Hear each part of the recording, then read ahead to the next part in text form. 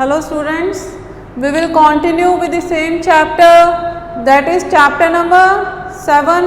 The name of the chapter is fuels, and only the last topic of this chapter is left, that is petroleum.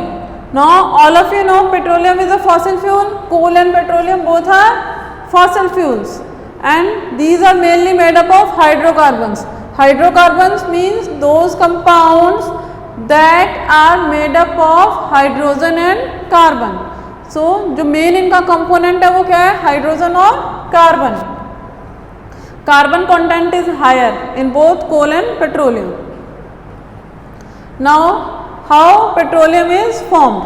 पहले तो हम ये पढ़ेंगे कि petroleum बनता कैसे है. How petroleum is form. हमने कोल में देखा था किससे बनता है coal, from the dead remains of plants. But petroleum is formed from the dead remains of marine animals. जो मरीन एनिमल्स होते हैं, small small marine animals, they die and they collect together at the base of the sea. They collected together at the base of the sea. कहाँ पे collect होंगे, किसी भी water body के base पे. धीरे धीरे क्या होगा, जो मरीन एनिमल्स हैं, sediment start depositing on those dead organisms we can say, and the layer of sediments keep on increasing. And after 400 million years, these dead remains get converted into petroleum. और petroleum के ऊपर क्या होता है, natural gas. That is also find with petroleum. दोनों चीज़ें एक ही जगह पे मिलती हैं. ऊपर नीचे क्या होगा, पेट्रोलियम, और उसके ऊपर क्या होगी, नेचुरल गैस. जहाँ पे भी इम्परमिएबल रॉक्स होती हैं उसके नीचे क्या मिलेगा हमें, petroleum. So tiny marine organisms, they died and settle on the ocean floor, we can say ocean or sea floor, and then over time this layer of dead organisms get converted, that get covered with sediments. So due to enormous heat and pressure, those dead remains get converted into petroleum. ऐसा नहीं होता कि eight once वो convert हो गए. It take millions of years to get converted into petroleum. So that is how petroleum is form. अब जो petroleum निकल के आता है वो मिक्सचर है वेरियस फ्यूल्स का. हम क्रूड पेट्रोलियम को यूज नहीं करते as it is. First we refine that petroleum, and that process is known as refining of petroleum और fractional distillation of petroleum.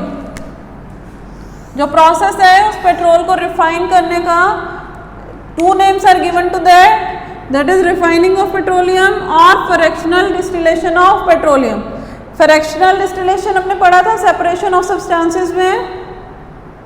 So it is a process in which a substance is separated, various substances और compounds are separated on basis of their boiling points, on basis of the difference in their boiling point.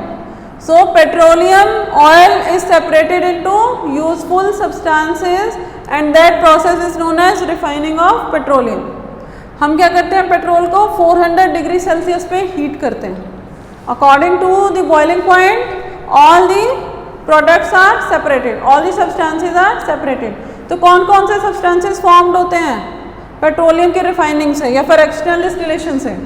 So first is petroleum gas. Petroleum gas का जो boiling point होता है वो सबसे कम होता है, it's 40 degree Celsius. It's 40 degree Celsius. और lubricating oil का होता है 400 degree Celsius. So you can सी सबसे पहले कौन सेपरेट होगा, petroleum gas, then petrol, kerosene, diesel, fuel oil, और लास्ट में कौन सेपरेट होगा, lubricating oil, because the boiling point of lubricating oil is maximum. So you can see this is the, ये इसी सीरीज में सेपरेट होते हैं. पहले पेट्रोलियम गैस, फिर petrol, then kerosene oil, diesel, then fuel oil and lubricating oil. So this is the refining of petroleum. One table is given in your book. You can see products obtained by refining of petroleum. एक table given है आपकी book में, products obtained by refining of petroleum. So first one is petroleum gas, then petrol, then kerosene. You can see इसी series में लिखे हैं सारे. जो सबसे पहले सेपरेट होता है वो सबसे पहले लिखा है. This table you have to learn, uses learn करने हैं वो आप कर ही लेंगे. Then CNG, that is compressed natural gas.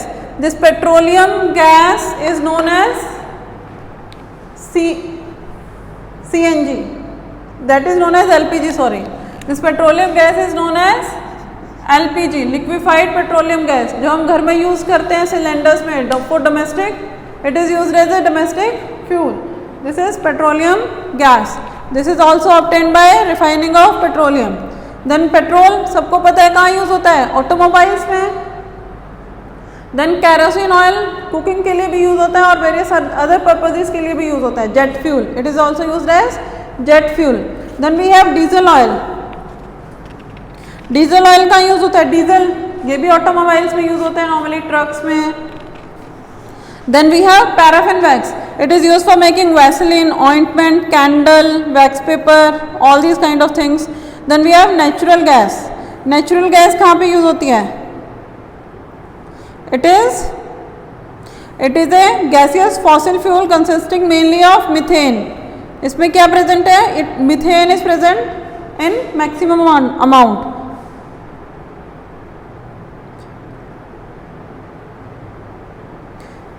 So one CNG सबको पता है आजकल क्या है CNG. क्या रिकमेंड किया जाता है कि रिक्शा में या ऑटोमोबाइल्स में क्या यूज़ करना चाहिए? CNG, not petrol and diesel. Why CNG? Because it is more environmental friendly. It is cleaner fuel than petrol and diesel. ये ज़्यादा पोल्यूशन नहीं करता पेट्रोल एंड डीजल जितना. That's why it is recommended to use CNG in your vehicles rather than petrol and diesel, because petrol and diesel release very harmful gases. So the chapter is over. Please complete your home assignments. Thank you.